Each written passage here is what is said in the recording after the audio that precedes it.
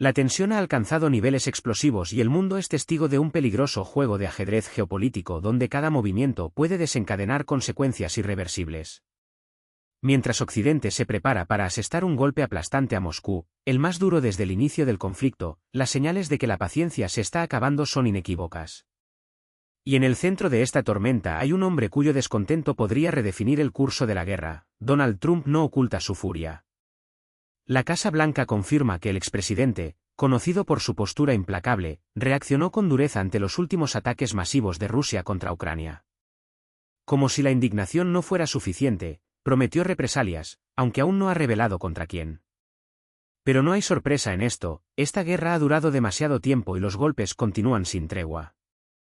Mientras Kiev responde con ataques quirúrgicos a las refinerías rusas, paralizando el 20% de la capacidad de procesamiento de petróleo del país en agosto, Moscú expone su vulnerabilidad. Y ahora, el fuego no está solo en instalaciones estratégicas, literalmente avanza hacia el símbolo supremo del poder de Putin. A pocos kilómetros de la lujosa residencia presidencial en Gelendzhik, un incendio forestal de proporciones catastróficas se está extendiendo fuera de control. Lo que comenzó como pequeños focos, 3 áreas de 200 metros cuadrados cada una, se transformó, en pocas horas, en un infierno de 41,5 hectáreas. Las autoridades rusas lo admiten, la situación es crítica. Se movilizaron cientos de bomberos, decenas de vehículos, helicópteros y aviones, pero el caos persiste. Y por si fuera poco, esa misma noche, drones no identificados, pero extremadamente precisos, atacaron las refinerías que abastecen al ejército ruso. Se incendia Azovstal, en Krasnodar, una de las más grandes del país. No es casualidad que el incendio que amenaza la residencia de Putin tenga su origen en este ataque. En Samara, la refinería de Kuivysevsky es también escenario de explosiones y destrucción. Los depósitos de municiones son atacados y la logística militar se desmorona. Rusia se enfrenta a una ofensiva en múltiples frentes, sus refinerías arden, sus arsenales estratégicos quedan reducidos a escombros y el fuego, literal y metafórico, se acerca al corazón del régimen. Mientras tanto, la amistad que alguna vez fue estratégica ahora se tambalea peligrosamente. El oleoducto Druzhba, una arteria vital que transporta petróleo ruso a Bielorrusia, Eslovaquia y Hungría, se convierte en un objetivo recurrente. Bratislava admite que el flujo se ha reanudado solo en modo de prueba y no se vislumbra una recuperación total. Las fuentes no detallan dónde se produjeron los daños, pero confirman que ya se han iniciado las reparaciones, sin expectativas de normalización.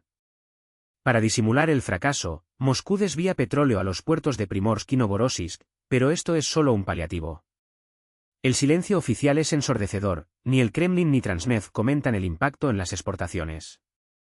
Y las cifras son brutales. Desde el inicio de los ataques con drones, Ucrania ya ha neutralizado el 17% de la capacidad de refinación rusa, el equivalente a más de 1 millón de barriles por día. ¿El resultado? Rusia se ve obligada a vender su petróleo con descuentos humillantes, perdiendo no solo dinero sino también influencia en el mercado global. En Europa, la desesperanza da paso a ideas radicales. Los líderes están discutiendo, en secreto, la creación de una zona de amortiguamiento de 40 kilómetros entre las líneas del frente rusa y ucraniana, un plan que huele a Guerra Fría. La propuesta, sorprendentemente bienvenida por Moscú, fragmentaría a Ucrania y requeriría decenas de miles de fuerzas de paz, algo que Europa simplemente no tiene. Según Político, 5 diplomáticos confirmaron que la idea se está analizando como parte de un futuro acuerdo de paz o, al menos, de un frágil alto el fuego. Pero hay muchas dudas. ¿Qué profundidad tendría esta zona? ¿Quién lo aceptaría? Y, sobre todo, ¿estaría dispuesto Kiev a ceder territorio a cambio de una paz impuesta? Estados Unidos mantiene su distancia oficial, pero el hecho de que este debate esté ganando. La fuerza revela la desesperación de los aliados, que no ven un final a la guerra en su 4º año. La historia nos muestra que líneas de demarcación como esta tienen un enorme peso simbólico.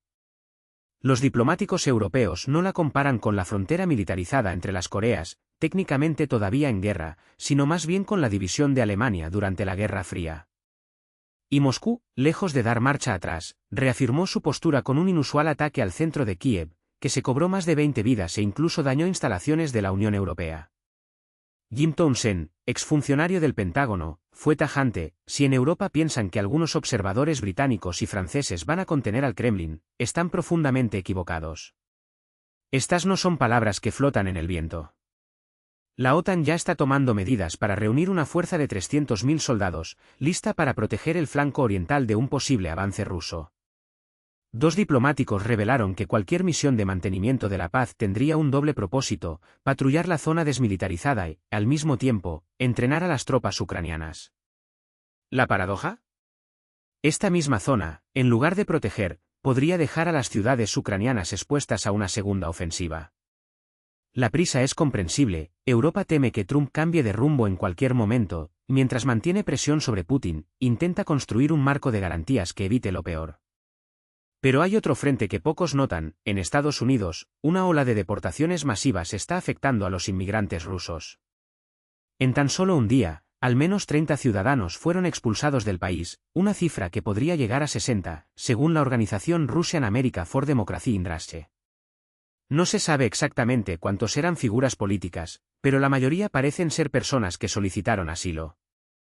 Las razones legales para las deportaciones siguen siendo confusas. Muchos perdieron sus batallas legales en los centros de detención, otros pueden haber elegido la autodeportación para evitar un encarcelamiento prolongado. ¿El destino? Un vuelo de tránsito por Egipto, sin derecho a preguntas. Mientras el mundo observa este torbellino de acontecimientos, una cosa es segura: las piezas se están moviendo, y cada decisión o silencio podría ser el detonante de un nuevo capítulo en esta crisis. La pregunta que queda es: ¿hasta dónde llegará este ascenso? ¿Y quién pagará el precio más alto por una paz que, en el fondo, nadie parece querer? Mientras Europa lucha entre las promesas de paz y las duras realidades de la guerra, Estados Unidos da un paso atrás en el tablero diplomático, y lo hace con tanta torpeza que incluso sus aliados más cercanos se preguntan: ¿quién tiene realmente el control? La administración Trump, conocida por su estilo impredecible, se superó a sí misma al enviar a su emisario especial, Steve Witkoff, a reunirse con Putin el 6 de agosto. ¿El detalle? Se olvidó de lo básico: no trajo a una taquígrafa del Departamento de Estado. No hay registros oficiales, ni testigos confiables, solo la palabra de un negociador que, 24 horas después, ya no recordaba o no quería revelar lo que realmente se propuso. Y luego vino el caos. El día después de la reunión, Witkoff llamó a los líderes europeos con un mensaje explosivo: Moscú estaría dispuesto a retirar tropas de Zaporizhia y Kherson si Kiev se retiraba de Donbass. ¿Una tregua a la vista? ¿Una salida negociada? No tan rápido.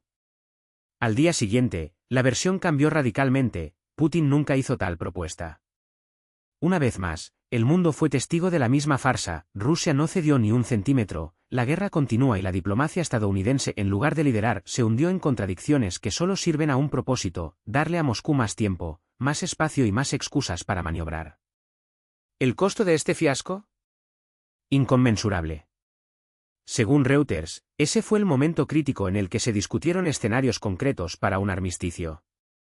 En lugar de una señal clara de Washington, los aliados recibieron incertidumbre. En lugar de una estrategia, obtuvieron confusión. Y mientras la Casa Blanca tropieza con sus propias inconsistencias, el Kremlin avanza implacablemente, sabiendo que... Y cada error occidental es vuestra victoria. No hay ningún plan. No hay presión coordinada. Solo el vacío de una política exterior que parece improvisada con cada tuit. Mientras tanto, Europa, cansada de esperar un liderazgo que no llega, está preparando su propio golpe. El 19º paquete de sanciones contra Rusia está en camino y esta vez Bruselas promete golpear donde más duele: el corazón energético del régimen.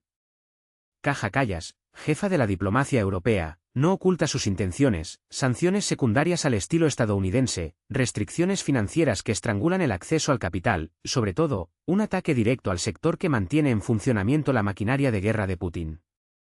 Estas no son solo amenazas. Se trata de medidas que, de implementarse, podrían recortar miles de millones en ingresos que alimentan los misiles, los drones y la represión interna. Por primera vez, Europa está dispuesta a llegar tan lejos como Estados Unidos, o incluso más. Pero mientras los gabinetes discuten paquetes de sanciones y declaran victorias diplomáticas, la guerra continúa cobrándose vidas en formas que ningún documento oficial puede reflejar.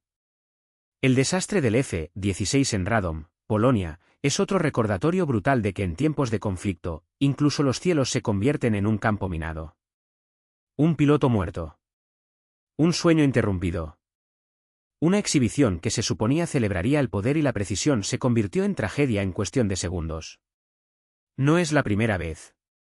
En 2007, 2 aviones del grupo Zelazny chocaron en el aire sobre Radom, provocando la muerte de 2 pilotos.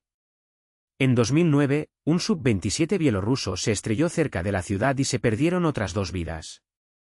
Pero las peores pesadillas se registran en otras coordenadas. Lviv, 2002, cuando un Sub-27 se estrelló contra una multitud, matando a 77 personas, 28 de ellas niños.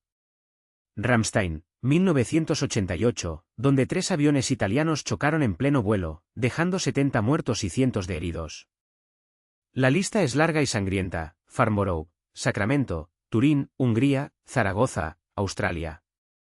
Cada nombre, una familia destruida. Cada accidente, prueba de que, en la guerra o en la paz, el precio de la ambición humana se paga en vidas. Y mientras el mundo discute sanciones y estrategias, los cielos siguen siendo un escenario peligroso, donde un error de cálculo o una falla mecánica puede convertir una demostración de fuerza en un funeral masivo. La pregunta sigue siendo, ¿hasta cuándo? ¿Hasta cuándo la diplomacia será un juego de azar? ¿Hasta cuándo las sanciones serán la única respuesta a un régimen que parece inmune al dolor de otras personas? Y, sobre todo, ¿hasta cuándo los cielos, que deberían ser sinónimo de libertad, serán escenario de tragedias evitables? El mundo no puede esperar respuestas. Porque mientras tanto, la factura se sigue pagando. En sangre. Llorando. Y en un futuro que, cada día, parece más incierto.